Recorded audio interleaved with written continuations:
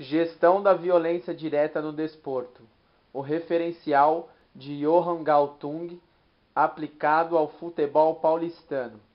Este trabalho foi elaborado por Marcelo Fadori Soares Palhares e Gisele Maria Schwartz, ambos do Laboratório de Estudos do Lazer da Unesp do campus de Rio Claro.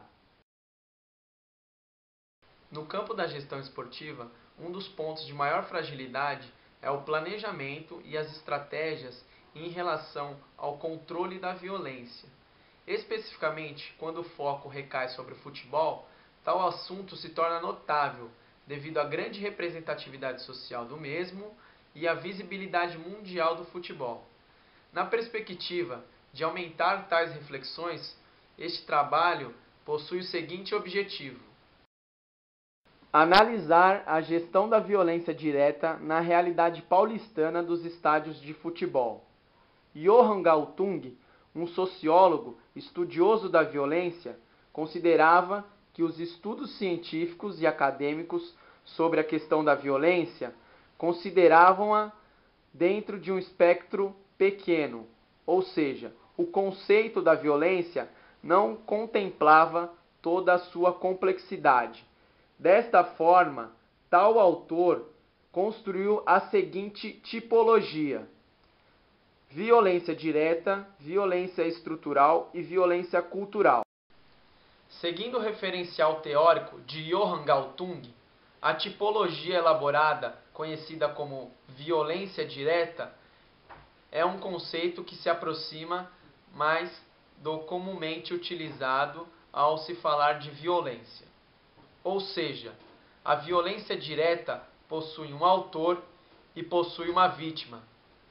Ela consiste em uma ação, um ato, que visa lesar, causar dano, prejudicar outrem, podendo ser de origem verbal, psicológica ou física. A partir deste conceito de violência direta, agora apresentaremos alguns exemplos. A guerra tradicional é um grande e claro exemplo da violência direta, pois um país visa extinguir o outro, tanto que a denominação é de inimigo, ou seja, existe claramente um confronto e um conflito definido entre ambas nações. O assassinato também é um exemplo de violência direta, assim como o estupro e o assalto. Em todas essas ações, pode-se claramente definir, ver, classificar quem são os causadores e os receptores desta violência, assim como Johan Galtung classificou os autores da violência e as vítimas da mesma. Os resultados apontam para diversas estratégias de contenção da violência direta nos estádios. Uma primeira estratégia seria a realização de campanhas pelo Ministério Público, pela mídia e pelas próprias torcidas, inclusive as torcidas organizadas, que comumente são responsabilizadas pelos episódios de violência direta, tanto dentro quanto fora dos estádios. Nas semanas dos grandes clássicos, existem reuniões envolvendo as torcidas organizadas e a polícia. Tais reuniões visam o estabelecimento do caminho a ser percorrido por cada torcida.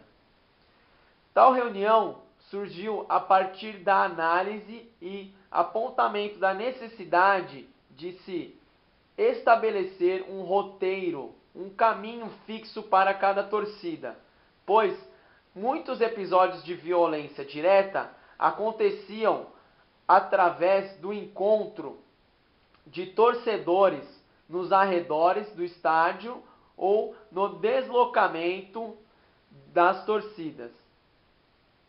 A utilização de filmagens realizadas pela polícia também se faz presente como uma estratégia de contenção da violência direta, visto que ao cometer a violência direta, o sujeito seria responsabilizado e não mais a instituição, como por exemplo ocorre no caso das torcidas organizadas. Se um torcedor provoca uma briga dentro ou fora do estádio e esta ação foi filmada pela polícia, o sujeito será responsabilizado e não mais a instituição. A proposta da venda de somente 5% dos ingressos para a equipe visitante também se faz presente como uma estratégia para a diminuição dos episódios de violência direta.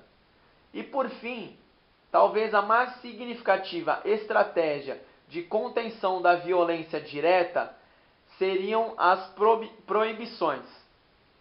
Existe uma série de objetos proibidos que não devem ser levados aos estádios de futebol. Dentre eles, os objetos que podem ser utilizados como armas, como aconteceu no caso do garoto Kevin. Um sinalizador naval foi encontrado dentro do estádio e atirado na direção do garoto, que veio a falecer. As conclusões do estudo apontam para a existência de diversas estratégias de prevenção da violência direta já em curso. Todavia, algumas dessas estratégias são discutíveis e outras já deveriam ter sido revistas por conta da sua baixa eficiência. Por fim, sugerem-se novos estudos acerca do referencial teórico de Johann Galtung e a relação dos episódios de violência no campo esportivo.